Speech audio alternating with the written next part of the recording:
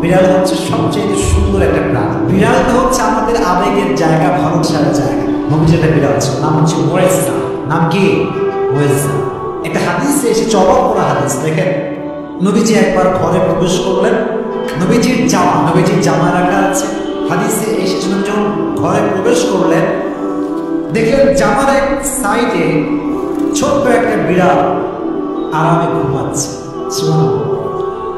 ঘুমিয়ে আছে। নবী যখন আসলেন, তিনি চাইলে ডাকতে পারতেন যে বিড়াল ওঠো, আমার নামাজের সময় হয়ে গেছে, আমার জামা আমাকে দাও। এই হাদিসটা আমি সকালে পড়েছি, বড্ড অবাক হয়েছে। হাদিসে এসেছে নবী বিড়ালকে ডাকেন নাই, তার শরীরে স্পর্শ করেন নাই। নবীর জামার যে অংশে বিড়ালটা শুয়েছিল, নবী ওই অংশ কেটে ফেলেছে, তবু বিড়ালকে ডিস্টার্ব করে নাই। ঘরে যদি কোনো জিনের অস্তিত্ব বিদ্যমান থাকে, তবে তার সাথে মোকাবেলা করার মতো শক্তি আল্লাহ তাআলা বিড়ালকে দিয়েছেন। বিড়ালটি জিনের সাথে থাকা নেগেটিভ এনার্জিগুলোকে শোষণ করতে পারে।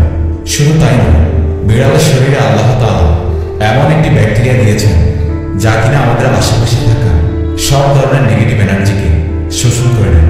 এছাড়া বিজ্ঞানীরা বলেছেন, আমরা যখন রাতে ঘুমতে যাই, তখন ঘরে বসে রাখা বিড়াল সারা রাত ধরে আমাদের শরীর থেকে নেগেটিভ এনার্জি শোষণ করতে থাকে।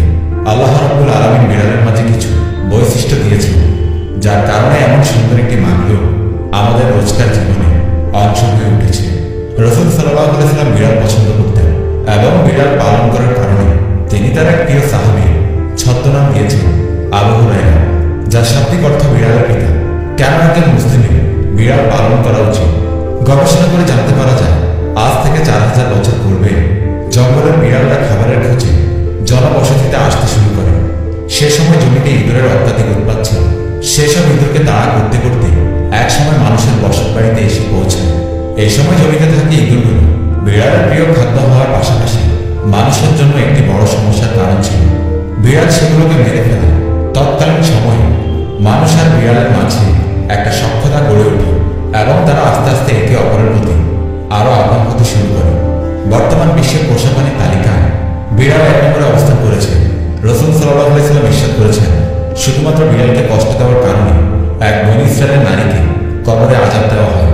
মহিলাটিকে আযাব দেওয়া হয়, তার কারণ হচ্ছে বিড়ালটিকে বন্দী করে রাখা অবস্থায় সেই মহিলা বিড়ালটিকে পানাহার করতে দেয়নি, তাকে কোনো খাবারও খেতে দেয়নি, যার কারণে বিড়ালটি মারা যায় এবং এর ফলে তার কবরের শাস্তি নেমে আসে।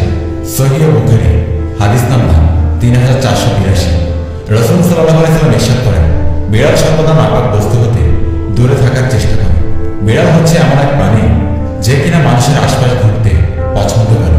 আমাদের প্রিয় নবী সাল্লাল্লাহু আলাইহি ওয়াসাল্লাম বিড়ালের সাথে অত্যন্ত ভালো আচরণ করতেন। তাই আমাদের উচিত রাসূল সাল্লাল্লাহু আলাইহি ওয়াসাল্লামের প্রদর্শিত পথে চলা এবং বিড়ালের সাথে সুন্দর আচরণ করা। আর কোনো বিড়াল যদি অত্যন্ত হিংস্র হয়ে যায় এবং মানুষের সাথে খারাপ আচরণ করতে শুরু করে, তবে সেটিকে না মেরে দূরে কোথাও জঙ্গলে রেখে আশায় ফেলে